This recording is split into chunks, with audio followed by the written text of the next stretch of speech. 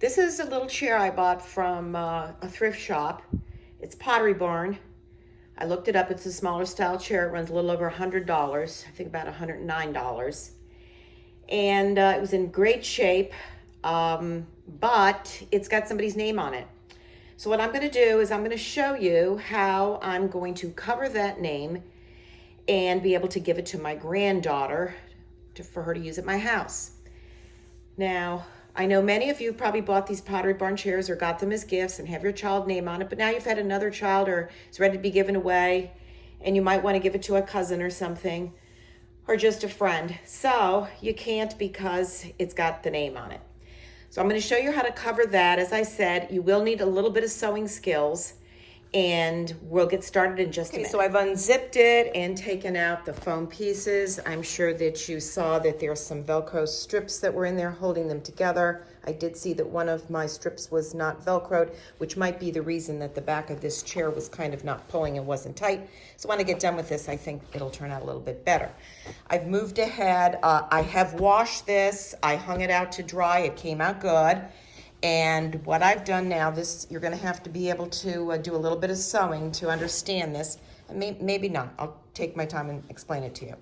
So where the welting came around, what you need to do is take some scissors and on this side, not this side, but on the monogram side, that's where you're going to take it apart from the welting. And then I'm going to iron this right now. And I have already ironed this piece of fabric. It just so happened I had this little piece of fabric in my sewing room, so it matches. So what I did was I ironed the bottom right here where it's going to fold. I'm folding it over to add this little border. It is going to be for my granddaughter, so I thought it was a little boyish in the beginning, so I'm going to add this little flower to it. But for right now, I'm going to take some pins and place this so it sits flat, iron this on top of this so that I make sure that there's no bulging, and then so now I've pinned the fabric so that it meets up to the edge of where the name was. Now, a little helpful hint, I could see that name through this part of this white.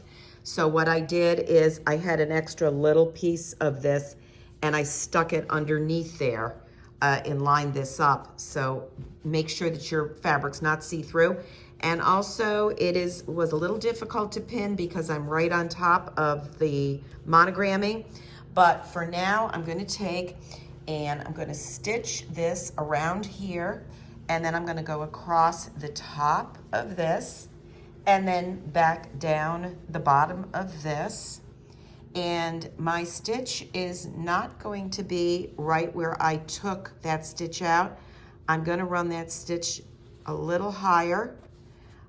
It's basically just to hold it in place, and I might even use like a base stitch on my sewing machine just to hold it in place. Okay, so I now have pinned it back to the way it was. What I did is I followed the stitch line that they had there, and when I stuck the pin through, I made sure I followed the stitch line there because in between here is the welting, and it was a little tricky getting around these corners. I'm going to be careful coming around these corners. It was a little tricky getting this fabric back in there, but it all had to do with fitting it back in the corners. And then I just marked a pin in the side here to where it was ripped out to on both sides. And I'm now going to take a zipper foot and I'm going to run it right along that welting. Of course, it's inside out. And then I will return to turn it right side out. Okay, I've turned it right side out and it looks like it went pretty well. It's got a little, well, maybe it doesn't have a little bump in there. I think it came out very well. I'm now gonna press the rest of the fabric since I've washed it. One thing I did want to mention is it didn't happen to me, but it could happen, so watch out. The Velcro strips in here, make sure they're not in your way when you're stitching this together. That would be a real nightmare. So that's just a warning and in trying to put this together. I'm now going to iron it and put it on the chair.